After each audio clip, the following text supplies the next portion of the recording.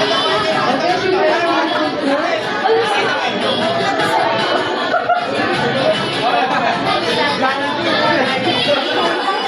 Grabe. Tara, paano nila sa Jollibee? O siya, punas ipon. Punas.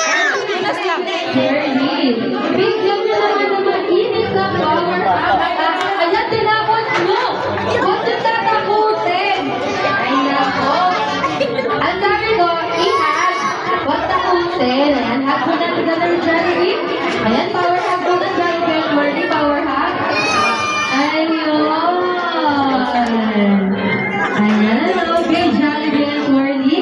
Dahil birthday ni Luke today, nandito ko meron kaming handa. Wishes para kay Luke. Okay lang wish yun? Isa, dalawa, hakikat ka Jollibee ha? Isa pa Jollibee.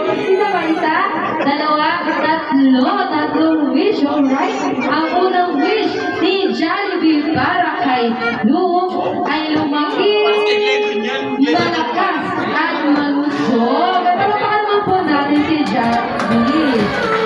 Okay. Ano naman ang second wish, Worthy?